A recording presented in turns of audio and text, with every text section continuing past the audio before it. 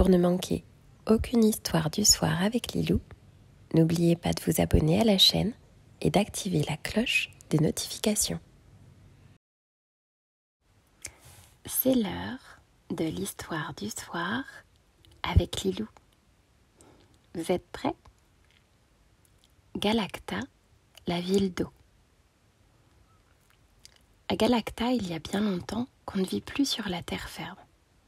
Le niveau de la mer ne cesse de grimper. Pour échapper au flot, les bâtiments se dressent sur des jambes métalliques qu'on déplie progressivement à mesure que l'eau monte. La maison de Moana, comme toutes les maisons, a fini par dépasser les arbres, puis les collines, puis les montagnes.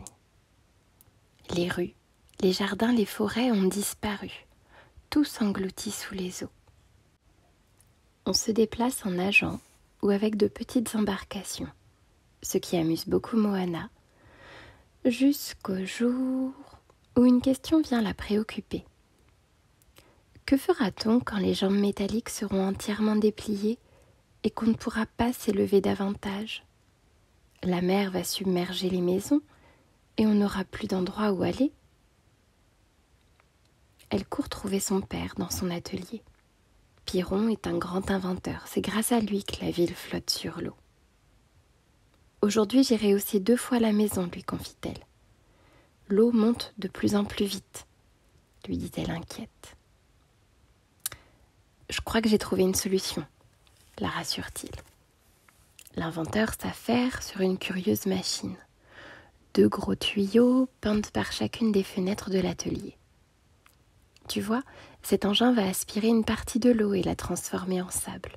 Tu vas voir, dit-il en appuyant sur un bouton vert. On va faire redescendre la mer.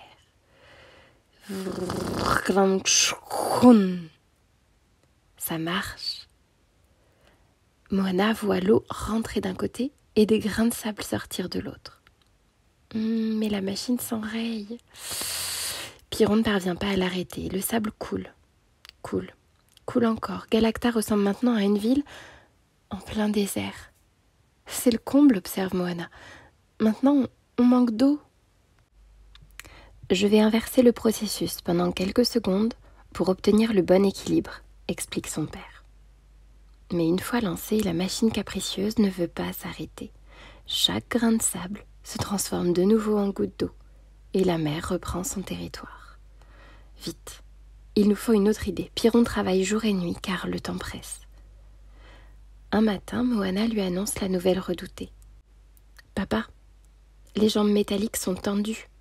Les maisons ne peuvent pas monter plus haut. » « Ok, j'espère que ma nouvelle machine est au point.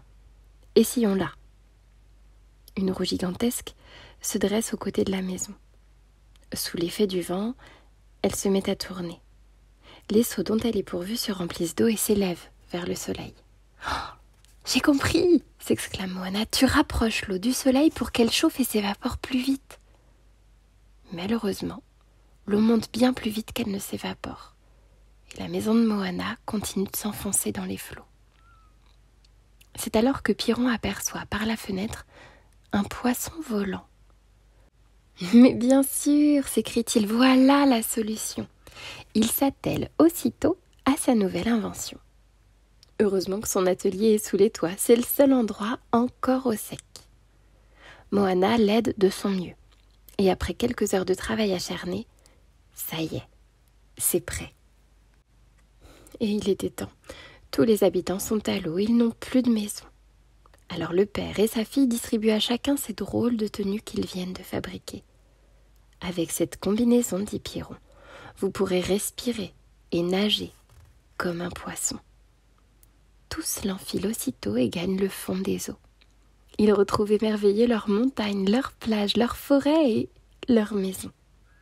Piron et Moana, eux aussi, sont ravis. Grâce à eux, les habitants de Galacta vivent désormais heureux, comme des poissons dans l'eau.